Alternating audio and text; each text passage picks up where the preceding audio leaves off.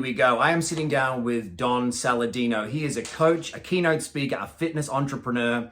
After operating brick and mortar gyms for 15 years, Don expanded to a global online fitness business. He has developed a reputation for training some of the biggest names in Hollywood for the big screen: Ryan Reynolds, Blake Lively, kind of a two-in-one package. Yeah. And then John Krasinski, Emily Blunt.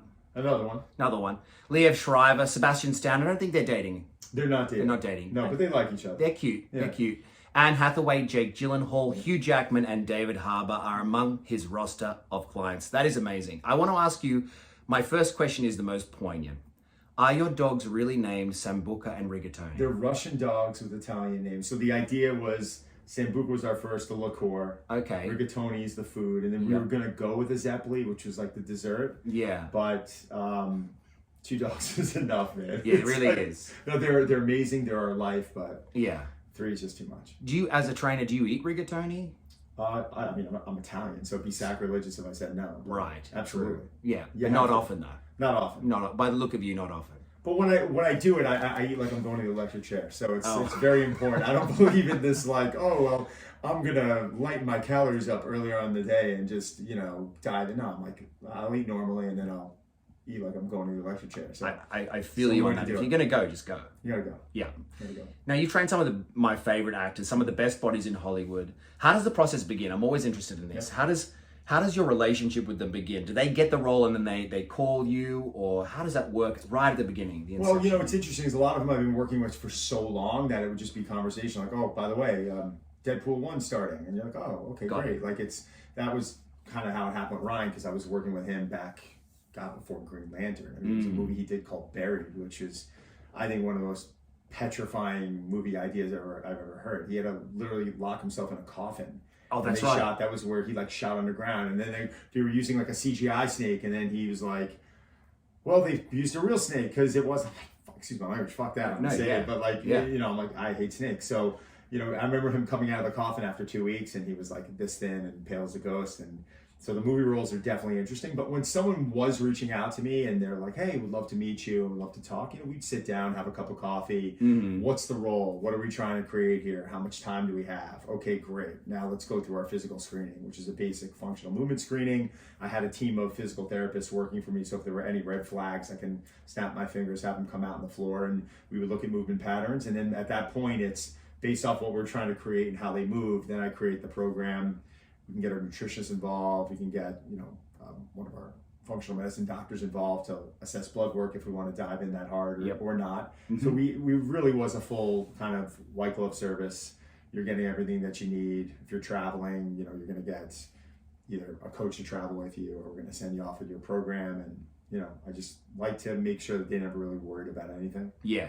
And it started with Hugh Jackman. So I started working with him 15 years ago for Wolverine. Wow. And there was no social media. No one was doing Instagram.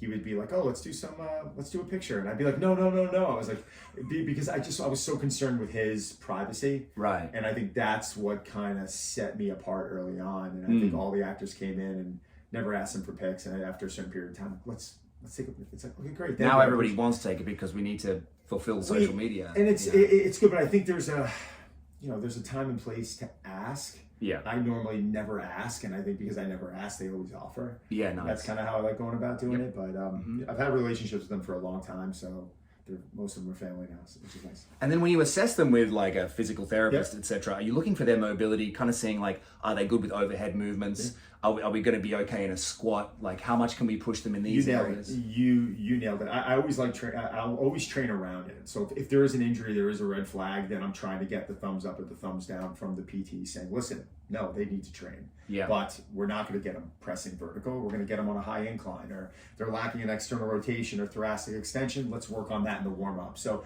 everything was very purposeful. It was very targeted. I like referring to it as practice. Yeah. So if I come in and I look at someone and they can't deep squat, well, why can't they deep squat?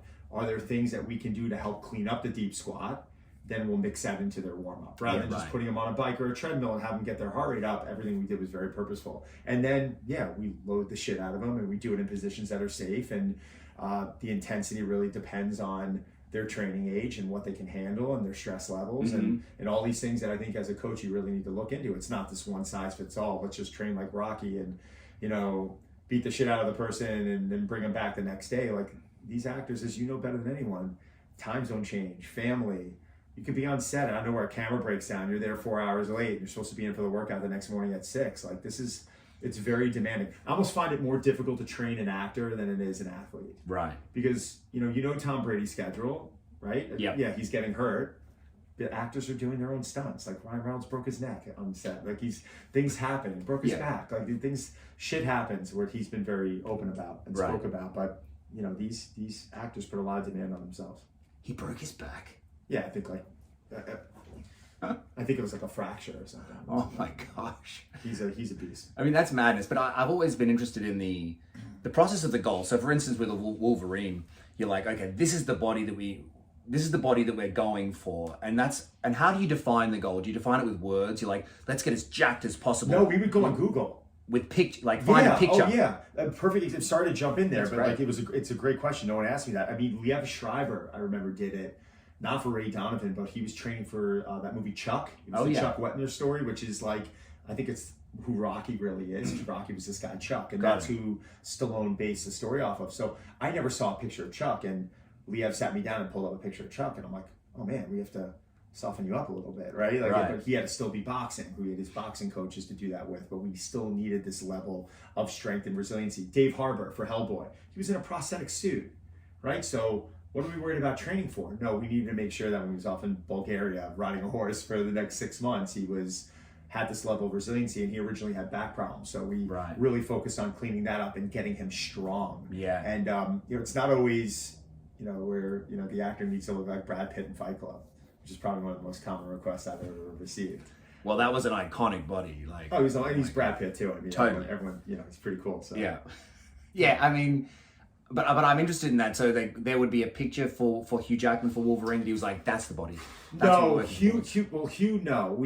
I don't think he pulled up a picture of anyone. It was also a while ago. I think what he did was he came off of a play called Boy from Oz. Yeah, of course. And he was like a stick figure. Yeah, he was 175 pounds. Right. And his legs were like twigs. So, you know, what did we get him doing? We got him on a sound nutritional plan. We got him into a caloric surplus, and we got him training legs. Yeah. It wasn't even as much about the upper body. Like, yes, we worked upper body. Of course we did. But like, legs was the emphasis. And with that, you're going to get a hormonal response. You're going to put mass on the lower body. Your entire body gets strong from training lower body. That's why it always frustrates me when people go, oh, I run. I'm like, it's not the same thing. Like, your core is not going to get the same response from it. You're not going to burn the same amount of fat. Yeah. Squatting, deadlifting, doing these things, lunging. I mean, your heart rate goes through the roof. I mean, that's interval training. That's how we burn fat. So leg training is the foundation of everything I do. Oh, that's amazing. I've never even thought about that. So you're saying that there's like this hormonal response that's like creating a body for Hugh Jackman.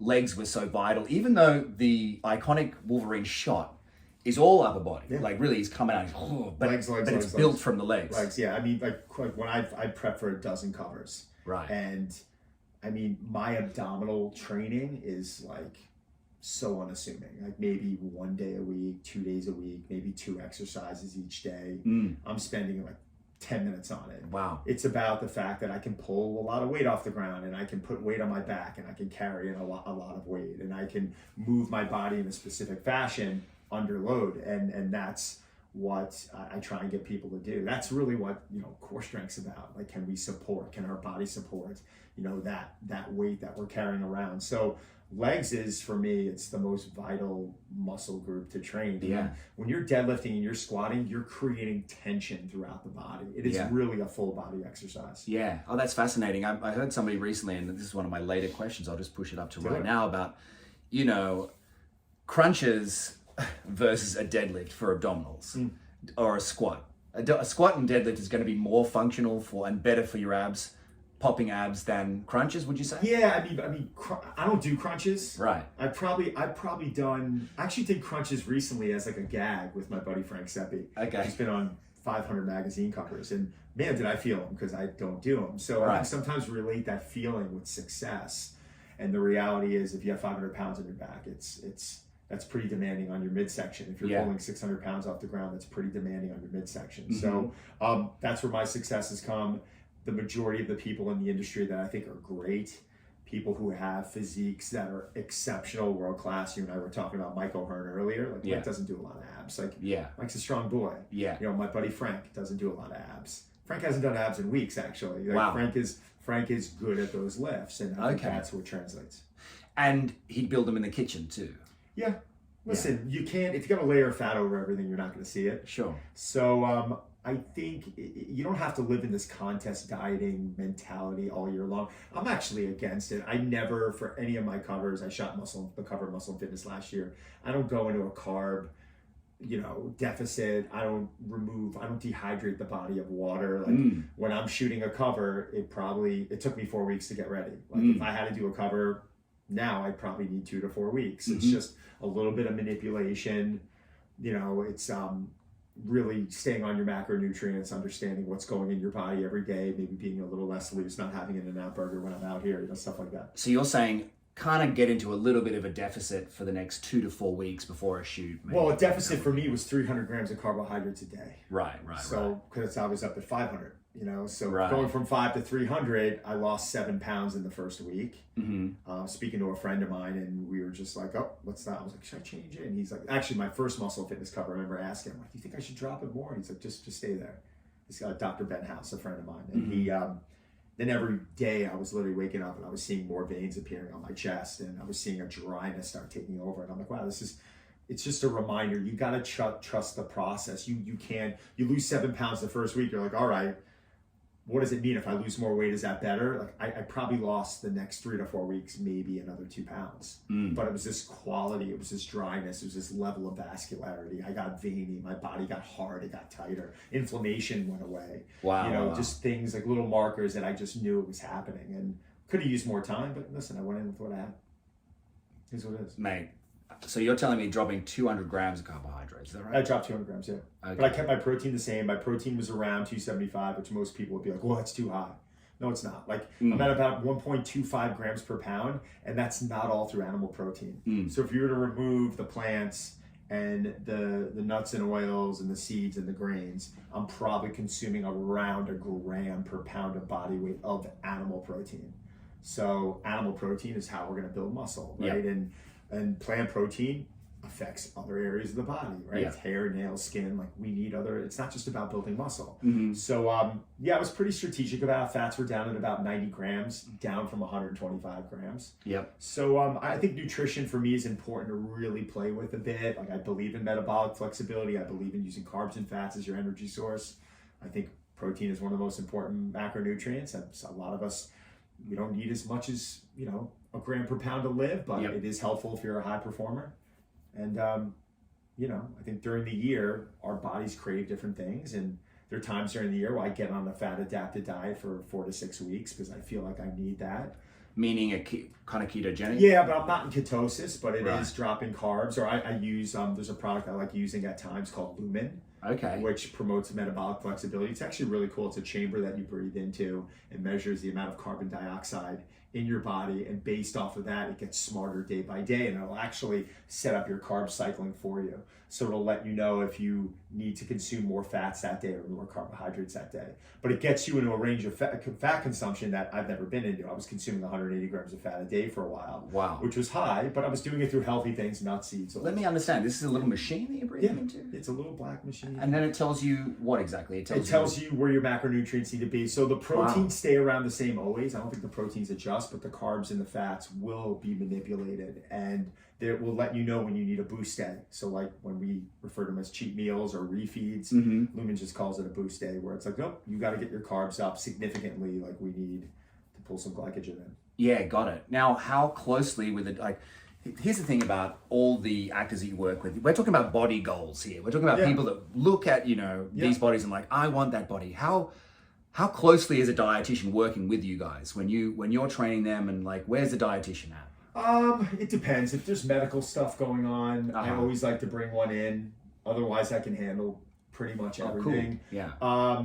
But when it comes to blood work, if someone's pre-diabetic, not getting personal, like those are areas that we need to get. If there's hormonal things going on that, the arrows aren't pointing in the direction and I'm starting to scratch my head for 1 second, 10 out of 10 times, not 9 out of 10, I'm always involving a medical. I want the medical involved. I want to bring someone in always.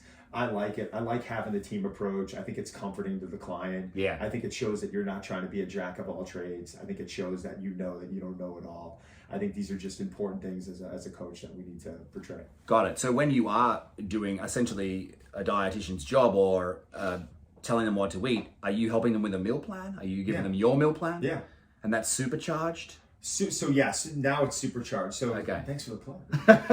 Don's got a business called Supercharged meal delivery service. It's called Daily Dose Life. Daily Dose Life. My plan is called Supercharged. Oh, okay. So the delivery service is Daily Dose Life. Yeah. And your particular one is Supercharged. It's a really interesting story. So Trisha Williams was a chef that had a company called Food Matters. And I owned a couple of clubs in the city for 15 years. And Food Matters was my food provider. We used to leave meals in the fridge and clients would come in and grab them. And it was the most non-scalable business you've ever seen. They'd show up in metal tins, highest quality foods, super expensive.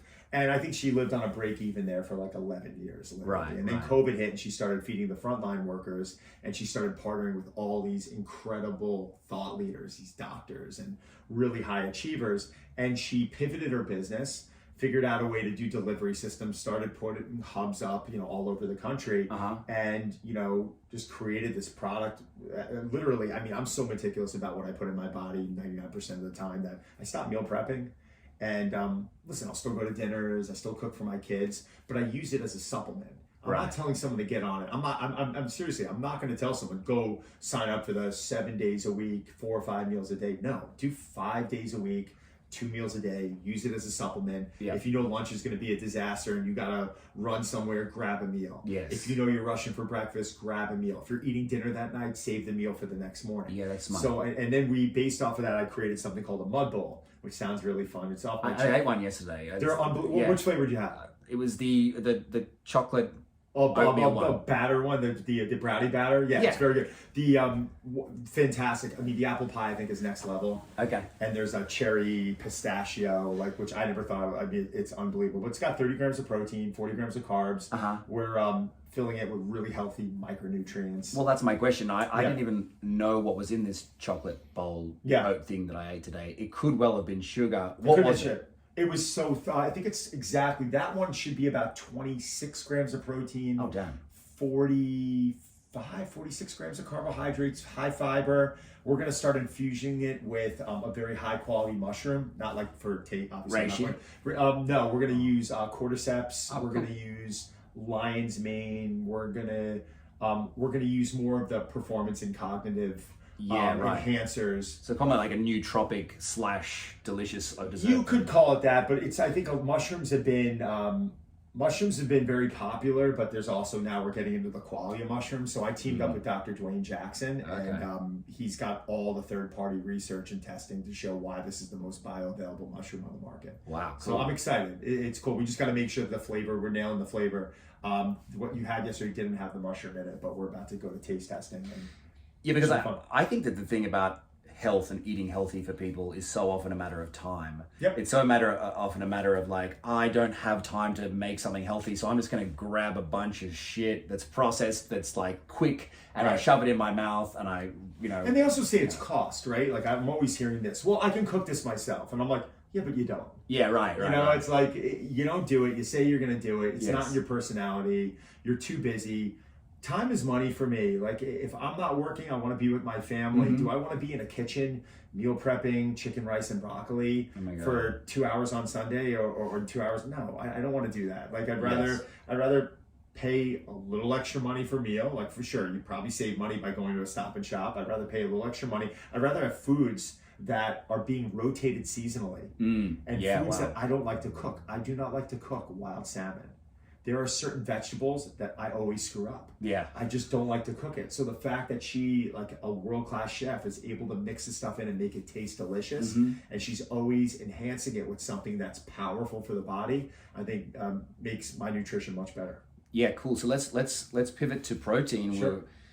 Protein and your clients, like, it has got to be the most important macronutrient to be tracking throughout the day. It's one of the hardest to think about because if you're eating like 1 grams per pound you're eating. I think I'm trying to eat 200 grams per day. How much you weigh?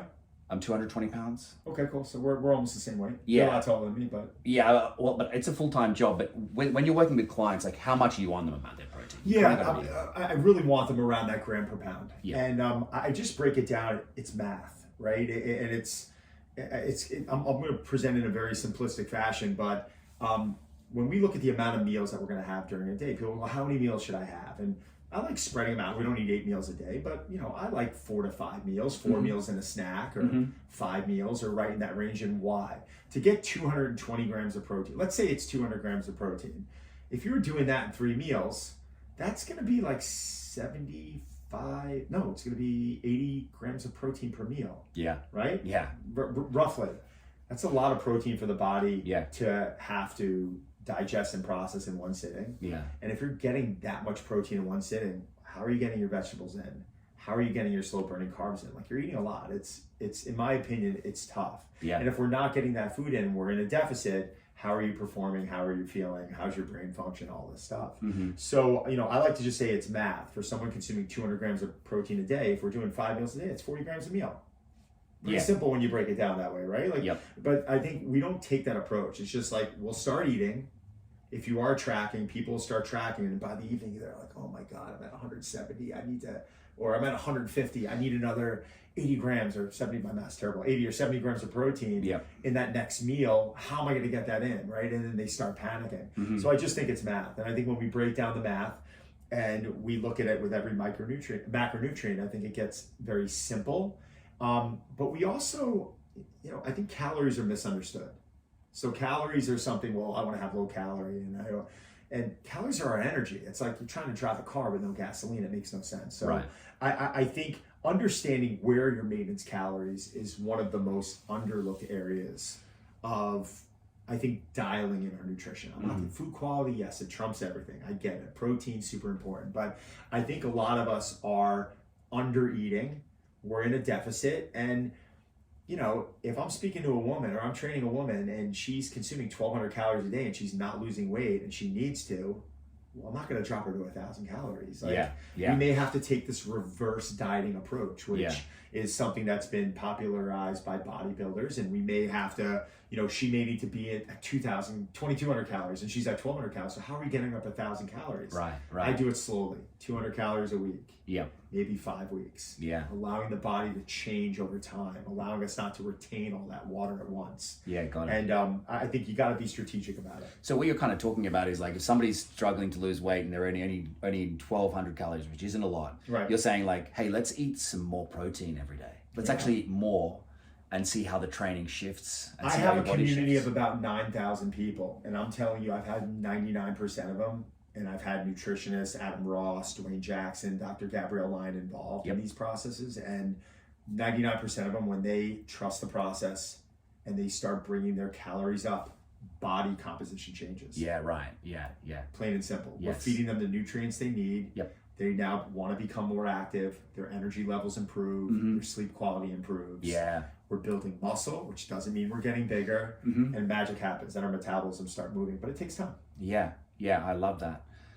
Let's talk about how, for the big transitions that actors go through, where they've gone from this person to like this body to this body, how many hours are these people spending in the gym? Let's talk about Ryan Reynolds and Hugh Jackman and David Harbour. How long are they spending in a gym per day? Ryan, I think all of them, it's normal. It's really? Probably your typical, hour 15. Got it. Some sessions might be quicker. Some sessions might be longer. Are we doing powerlifting? If we got power, in there, we need more rest. Yeah. Is it more circuit work? Then I think the amount of time in the workout's going to begin to diminish. We might I've gotten workouts done in 20 minutes that are like I'm literally on the floor, like holding on for dear life. But it depends on the intensity. It depends on how we're approaching it. So I don't think it changes any differently. I think the nutritional component to it, I think understanding the calories and allowing it to be monotonous during a time where you're trying to get body composition to change is important. I'm not talking about eating for longevity, because yes, we want to rotate our foods, and yes, we want different types of micronutrients, and we want different types of herbs and spices. I think when we have a period of time that we're trying to get ready for something, we need some monotony. And we need them to be comfortable with the foods they're having every meal, and it might get a little boring. And I try and spice it up. I'm like, if you're having salmon, have chicken, just make sure the macros come out to where they are. But they don't all measure macros. Yeah. They don't. I recommend for people to measure macros if they're scratching their head and they're like, why isn't it changing? Right. But if Ryan's got a general idea on what he's consuming every day and it works, he's not going to measure macros.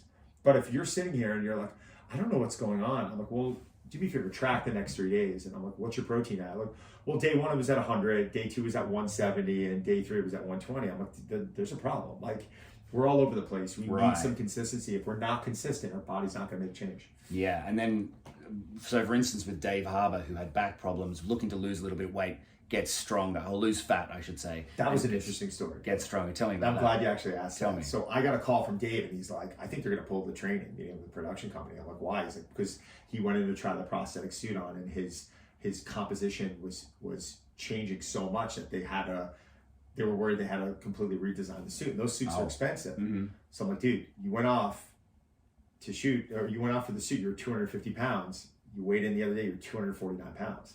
You lost a pound. You're not losing weight. You're just, your body composition is changing. Yeah. Like, we got to be careful. What do? I'm like, go get some ice cream tonight, dude. Enjoy it. Yeah. And I was like, seriously, just start mixing desserts in. We got to keep you a little fluffy. Yeah. But the training's not going to change, because on day 1, he struggled. I tell the story all the time. I love it. But day 1, he picked up a 24 kilogram kettlebell, and he's worried about his back. I think by the 9th week, he pulled 400 pounds off the floor. Wow. On a deadlift, and I have video of it. Wow. And it was awesome. And he was strong. He's like, let's keep going. I'm like, you're done. Yeah. I'm like, it was probably an 85-90% lift, and the last thing I'm doing is blowing his back out before he goes off to Bulgaria the next day. But it proved to him that, hey man, you're strong. Your body can handle this. Yes. Good luck. That's a bit of belief like that is really good for an actor. But also, I imagine that you have to keep in mind all the time their safety. Like, you cannot injure the actor. Like, you have to make sure that they're always okay. Can you imagine? Yeah, what would be worse is injuring an athlete before game time. And you've heard horrific stories of players making $50 million and their trainers back squatting them and they blow their back out. It's like, what are you doing? Like, the juice ain't worth the squeeze. But Harbour, what I learned early on was a lot of these actors, when they're playing these roles, strength training just doesn't only become about aesthetics. It becomes about a mindset. If you're going off playing this demon, this like mean, strong demon, I mean, turning around and having that type of strength is going to contribute to your believability. And I know that sounds really corny, but knowing him going off and feeling that type of strength, I think, contributes to, their ability to do what they do. Yeah. I wanted to know about shoot days. There's that moment with what I've already talked about, because I always think about it, is Jackman coming out with the coming out of the water. Where are you on shoot days? Do you tend to be there with them, or what advice do you give to them to make sure that everything's popping on that day? I don't know where I am. I'm probably home or at work or doing something. I mean, it's crazy. My job's done. I'm gonna go off. If they need me there for support, I am there with them. I've been blessed. My clients, like, Ryan's the most independent person. Like. Sometimes I'm like, dude, I'm here to help. Like, it's amazing. Right. He's doing all the work on his own. I'm just giving these guys the tools. I'm giving them the resources. And if they need anything, I'm the first one to come running. But they know what they're doing. They're going on set. It's like, all right, lighting, makeup, what do we have to do? And they're going off and they're nailing it. And, we stay connected. But no, I've been blessed. Maybe I don't know. Maybe I'm not giving myself enough credit. Maybe it was how we set the whole program up. But when they go off, I mean, Sebastian Stan shooting the Winter Soldier, we'll touch base when he's on set. But when I'm there with Ryan on Red Notice set, it's because I'm just hanging out. And we're having breakfast and we're getting a workout in. And you probably aren't giving yourself enough credit, because if you teach somebody properly, then you can leave them alone. Teaching them how to fish and cooking, or ordering, it's two different things. It sounds corny, but it really is. Like, I need them to know that when they're on the road and they don't have equipment or something's going on, that we can call an audible and it's gonna be okay. I did work with people in the past where they would just go into panic mode, like, gym shut down. What do I do? Oh my god. I'm like, we got our plan. Like, if the gym shuts down, I'm gonna give you what you need to do and you're gonna be fine. And that's where we're at now, and it's a good feeling. But what are the let's just say 24 hours before the shot, what are the things to do? I mean, would you cut down on carbs? You've already done that at kind of a week in advance. It depends on the individual. It depends on the individual. So if I cut carbs, I get flat. So I think it depends on your body composition. If I'm working with my friend Drew Powell, who played Solomon Grundy in Gotham, and he's like, okay, Drew, let's cut our carbs. Like it's like we can lean out. But Ryan, like if we start cutting carbs, I'm worried about energy levels. I'm worried about mood. I'm worried about functionality. I don't need them crashing. We have, even when I'm getting ready for a shoot, I am ready. I like telling them all, 365 days a year, we're always 2 weeks out. What does that mean? You get a call 2 weeks, we're going to get you into a place that's really respectable. And it's not by tricking the body. It's by living a certain way 365 days a year. Yes. And then at that point, we don't need any tricks. We don't need to manipulate carbs and waters, because bodybuilders who are professionals, I'm going to the Olympia this week. There's a few of them on stage right now that they're going to miss their timing. They're going to wake up Monday morning and they're going to be like, oh my God, if I only looked like this yesterday as I do today, I probably would have won the show. And I hear it every single year. When you try and time this stuff out, there are too many variables. I don't like it. I like waking up in the morning. I like eating normally. I like maybe keeping the water consumption a little bit down, drinking a little black coffee. If they're really trying to get tightened up for a shoot, maybe having a beer or a little vodka or something like that to just kind of dehydrate you just a little bit. I'm not saying they do that, but these are little tricks. I like coffee, but little things to dehydrate the body are fine. I've just seen that when I pull carbs from my body, and I pulled it from certain people's, they get flat. You don't always get leaner and harder. You actually, flat's a term that we use where your body looks like a sheet of paper. You don't have that fullness. And timing it out and going no carbs and then loading up. Like I've done shoots in the past and I've experimented with it. I've gone in and I've done, full, 10-week cuts, and I've manipulated carbohydrates to the point where I'm on Lexington Avenue and 57th Street holding onto a fucking stop sign like I'm about to die. I'm like, I can't remember my name. I don't know how to speak. It is brutal. And in the morning of a shoot, I'm eating rice cakes and honey, and I'm looking at my skin and it's bubbling in my veins. And then I look at the finished product. I'm like, man, I look good, but I don't look that much different than I did for my first cover of Muscle and Fitness, my second cover of Muscle and Fitness. Like, I look the same. So why am I going to do it to myself? Now I shoot, or I have my clients shoot, and they're like, oh, I feel amazing. Or I go play a hockey game that night. Or we're not laying in bed for the next week. Like, oh, I got to take time off. Or go to Cheesecake Factory and you're eating yourself into a coma. It's like, it just doesn't make sense for me. I think it's so vital for actors in particular, their moods. Like, you've got to keep their moods good, because they're about to go onto a set with 200 people who are relying on them to be in a good mood so that they can go home at the end of the day and go back to their family. Okay, let's pull your carbs and let's drop your fat and do all these things that are unhealthy, and let's ruin your energy level so you can go in and shoot for 15 hours a day. Oh, and you're away from your family. And you're in a different time zone, and suddenly your daughter's crying on the phone that she misses you. It's like, come on, we really need them in a bad mindset. So I'm in this for the long haul. But it's a good question. Let's talk. I just want to ask you a personal question now that I have you here.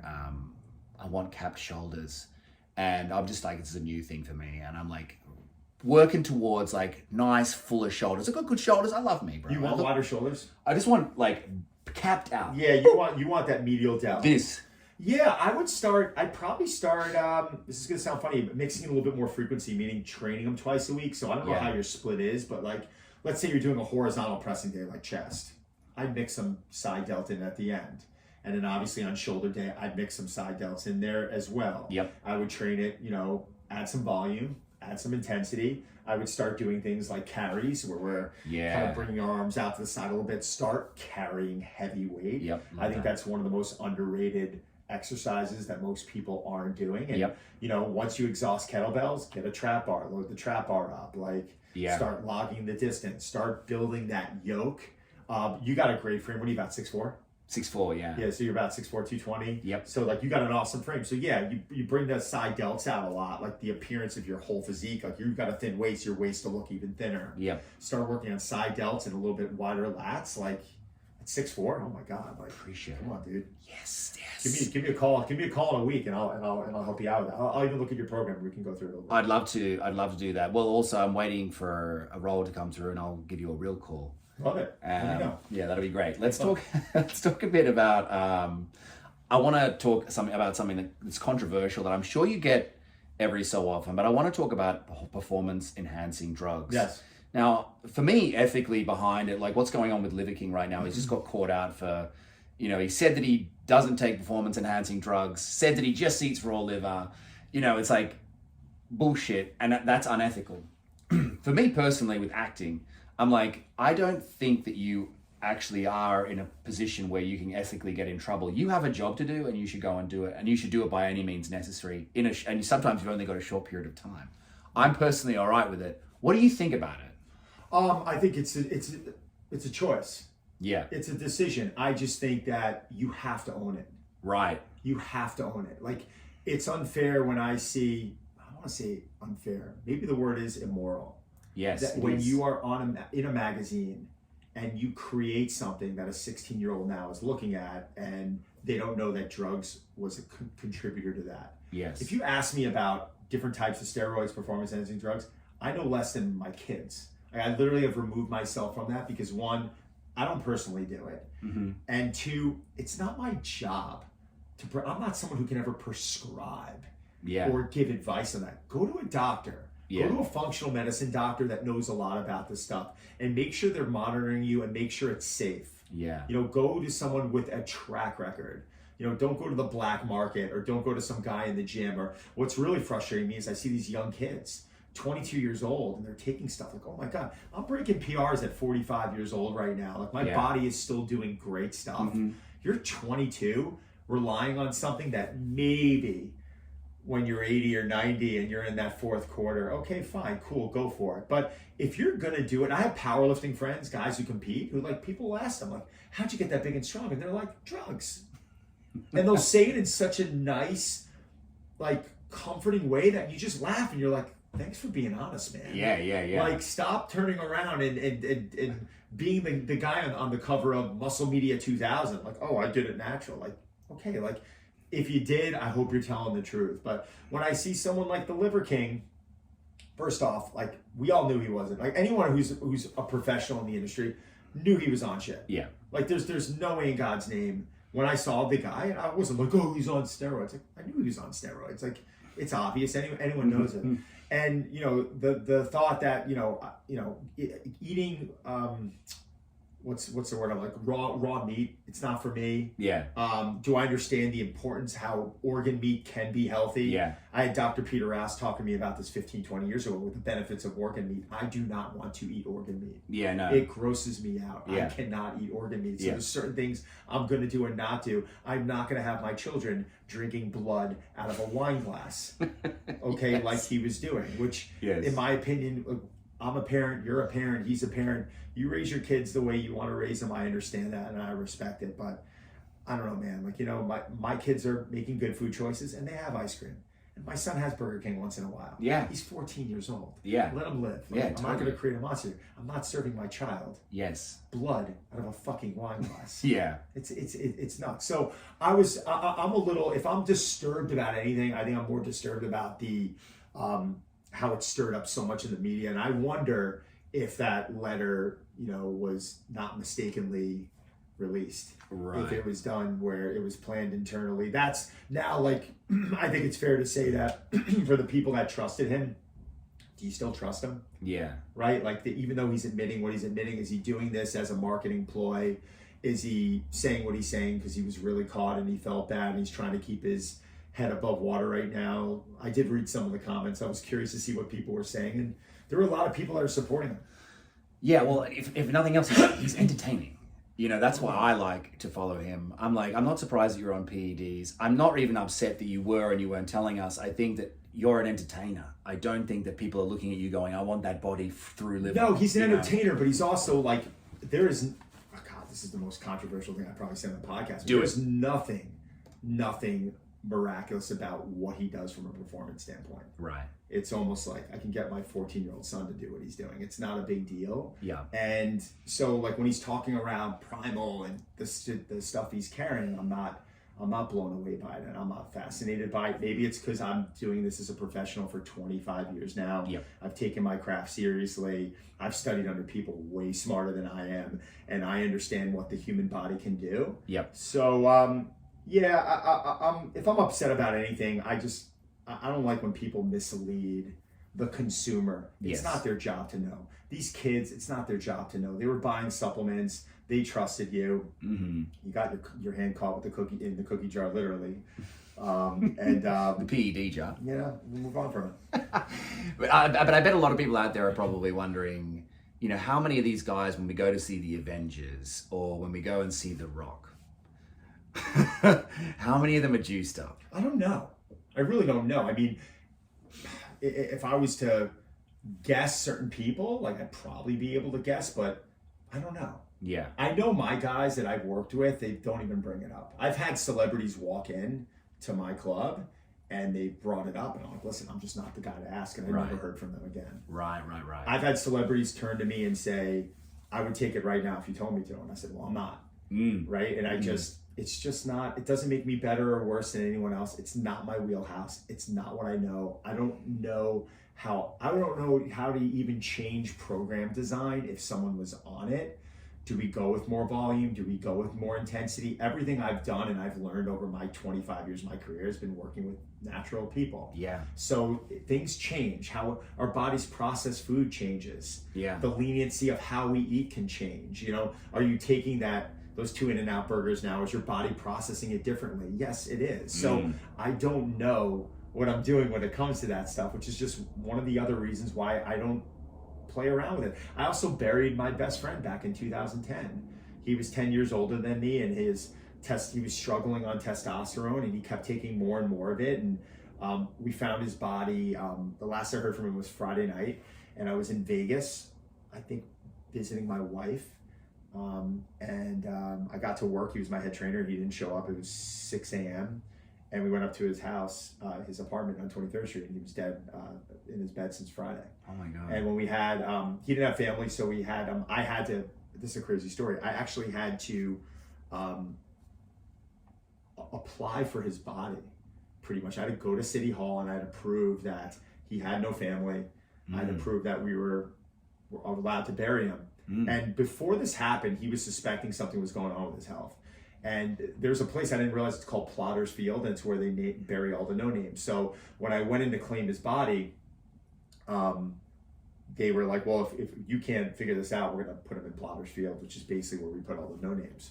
So his body sat in the morgue for 2 weeks. We had a private sitting at my club. His body obviously wasn't there.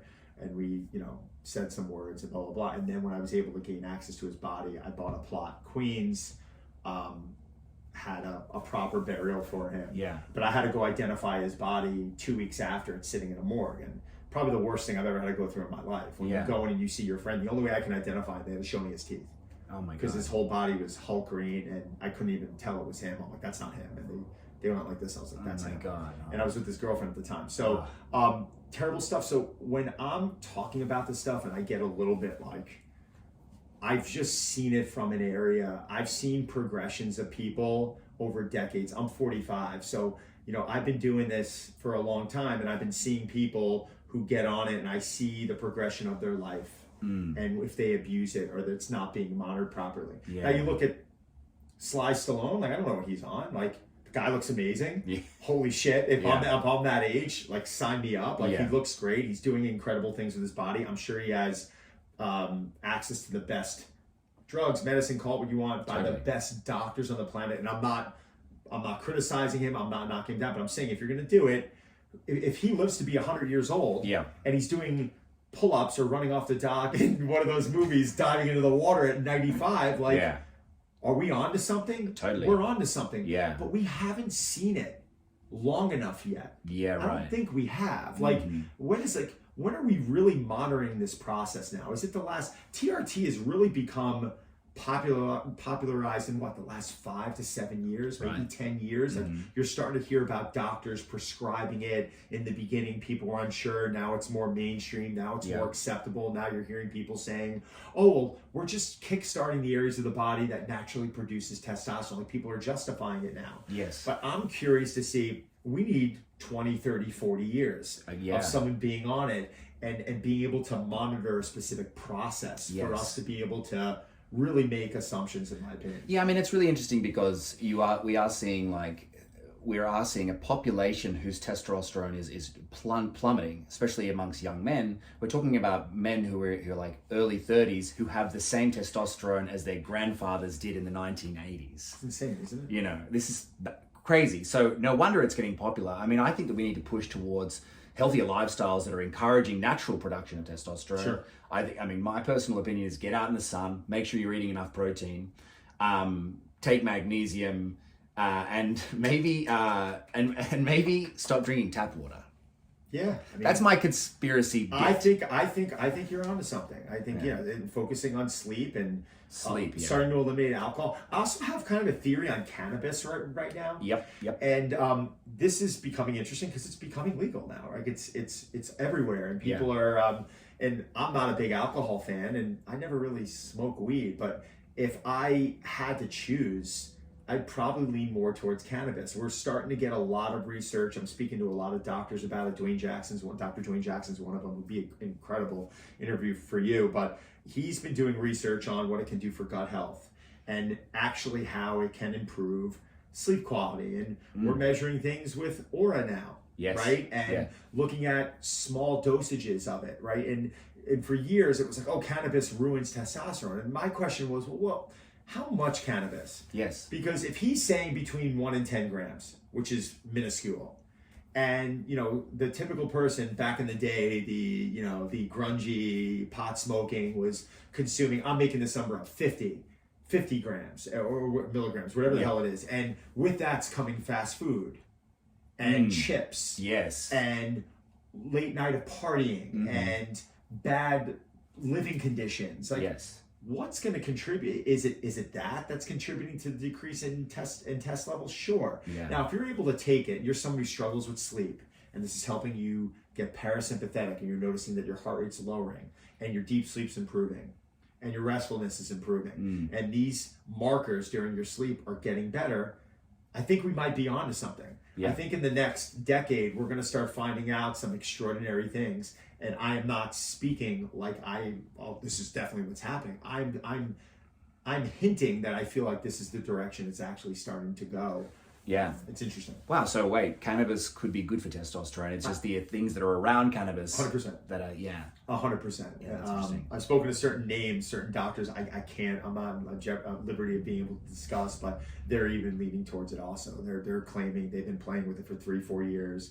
These people are in their 50s. Their test levels are up around 800. They're not taking any TRT. Like it's because they're claiming now that their quality of sleep is improved. Their happiness, their ability to relax and come down. My parents, their era, they're 77, 78. It was cocktail hour was 5 o'clock. Like, oh, we're gonna relax. We're gonna have a drink. Like, is that really relaxing? You feel relaxed. Yeah. But think about what that's doing to sleep quality. Like, I could care less about whether the alcohol has gluten in it or not. Obviously, unless you're celiac.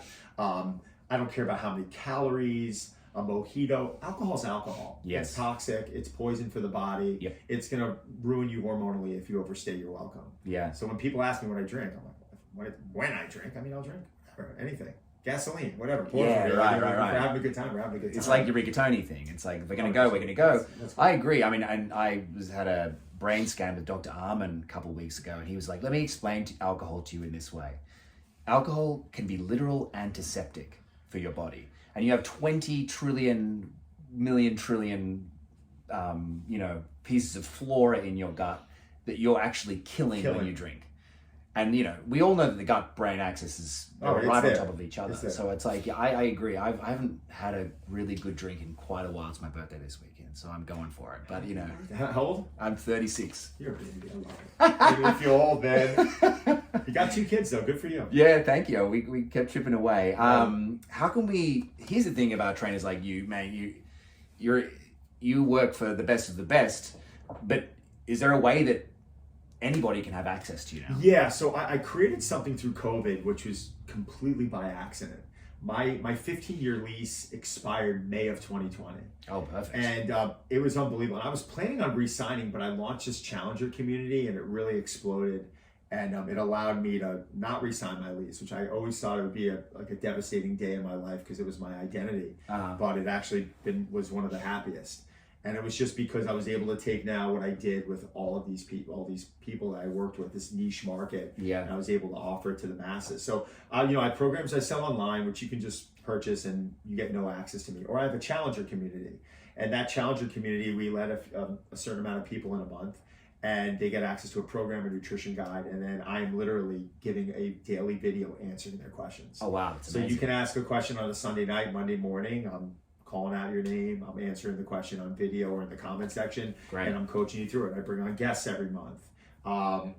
We have contests. It's an incredible community. I'm hosting my 3rd DonCon this year. I rented an island in Mexico last summer off of Puerto Vallarta. 70 people from 15 different countries showed up. Wow. And we're doubling that number next year. So the community's powerful. It's strong. It's my ability. I'll always be a coach.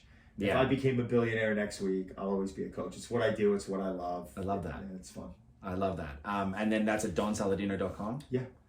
Great. I do want to ask you because, you're obviously, an incredible trainer, and so many PTs are probably listening to this, wondering, how do I take all the clients that I have and how do I expand this? How do I think bigger than just a couple of having, 5 clients a week, 10 clients a week, you've made a go of it. So. It's an amazing question. And it really was inspired by my wife, Melissa, who left her job when we ended up closing the club. She took over the back end and she's like, we gotta document what we're doing. It's pretty special. And my wife and I, we don't have secrets with this stuff. I did not invent the bench press. I did not, this nutritional plan of protein, carbs, and fats. I did not invent this. I just have a very easy way to be able to deliver it. So we said, let's log every single step along the way on how we built our online business, and let's just give it to the public. So we sell it online, donsaladino.com. It's under courses. There's a mastermind group in there, so you get access to it. There's I think 100 hours. There's actually there's over 20 hours. It's a 20-hour course, but there's over 100 videos on it. And there's all worksheets, actionable items. You can come on, you can ask questions on the mastermind, and you get access to me if you join that. Oh, wow. And this is a way to teach people how to be entrepreneurs, essentially fitness entrepreneurs. All coaches out there, they're going to run into the same problem, right? They're going to jump into this line of work because they want to help people. They're going to get a job somewhere. They're going to build their book up. They're going to go to their clients and they're going to be nervous about asking to raise their rates. $25 an hour, $50 an hour, whatever it is. They're going to raise their rates. They're going to feel relieved. And a year later, they're going to be back in the exact same situation. Yeah, right. They're going to realize that when they're sick, when they take off, when they go on vacation, they're losing money. Yeah. Because they're not working. So we've established a structure. We're presenting this to any coach who wants it, on what you need to do now to invest in the next 2 to 3 years. Yeah. I'm not telling you I'm going to make you a millionaire in the first year. Yeah. It could happen. I don't know. Good for you if you are, right? Yeah. But we're going to give you all the steps along the way. We're going to give you all the tools and resources. We're going to give you the network to be able to start and do what it is I'm doing. Yeah. Wow. That's great. That's great. Let's talk about, because we're nearly out of time, but I want to hear about how you personally, did you say 45? Yeah. How do you stay motivated to work out yourself now? I mean, how many times have you done bicep curls, bench presses, squats? Does it get boring? How do you stay motivated? It's funny. I said the other day, it doesn't get easier either. It's it became part of my survival. Okay. It became part of my lifestyle. Yeah. If I'm 6% body fat or 5% body fat, it's not how I quantify success. Yeah. I have a secret, and every single person that I've trained with has the same secret. And we relate success to a feeling. So when we go to our training session, when I was in there this morning, or when I'm in there tomorrow morning, all I'm focused on is doing what I have to do that day, what my program is, and leaving there feeling a certain way. Yeah. And if I'm able to do that, everything else falls into place in life. And it sounds that simple. It is that simple. I think when we sit there and we obsess over, well, I got to lose X or I got to do Y. I had a woman last year who lost 8 pounds of fat, according to her DEXA scan, and put on 9 pounds of muscle. So technically, at the end of the year, she gained a pound. But think about that swing. That's a 17-pound swing for a woman that weighs 130 pounds. Yes. That's insanity. Yes.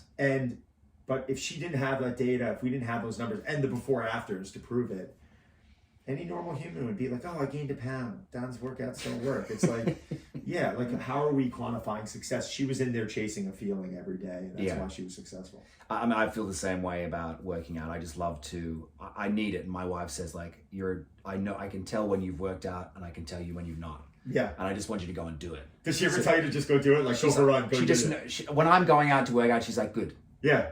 You'll come back a better person. Exactly. I always do. But that's why you look this way. Well, because I prioritize it, but I also know I'll be crazy if I don't do it. You have to do it. And that's why it's part of your survival. Yes. You can't sitting here right now would be almost impossible for you if you knew that you had, I got to get the workout in after. At the end of the day, it's tough. I'm tired. Yes. What if happens something with the kids? What if I get distracted? I can't think about it. I got to nail it. Exactly. You've been so generous with your time and your answers. I just briefly, tips for New Year's resolutions, fitness resolutions. 100%. Don't do it all at once. So if you have 12 things you want to change next year, do one a month. Yeah. You know what I'm saying? And I think the problem is that people are going to continue to be unsuccessful with this because they set the same goals. They're coming in with the same exact approach, right? It's, I'm going to give up alcohol. I'm going to give up dessert. I'm going to give up all these things I love. And I'm going to go the whole month dry. And then next thing you know, they go back on it and they start gaining weight. And they're like, what's the point? Where if they just all right, maybe January focus on hydration, just be great at hydration. And then February focus on eliminating processed foods. And sleep. And then the next month, sleep. And then through the year. Could you imagine, you and I right now, if we wrote down on a sheet of paper 12 major things for people to change in their lifestyle, and we assigned it to each one of them one a month, and they were able to accomplish that over the year, those are non-scale victories. Those are things that their body composition is going to change, their productivity is going to change, they're going to be happier. I don't care what you say, your mood's going to be better, your recovery, your energy, it's all positive. Yeah, for sure. NSVs, non-scale victories. That's something I want people thinking of. Oh, I love that. Don Saladino, how do we keep in contact with you? Don Saladino on Instagram, donsaladino.com. Shoot me a DM. Thank you for having me on, by the way. I'm so excited to meet you, man. I heard great things. Yeah. Good stuff. Appreciate you. Man. Thanks, Donnie.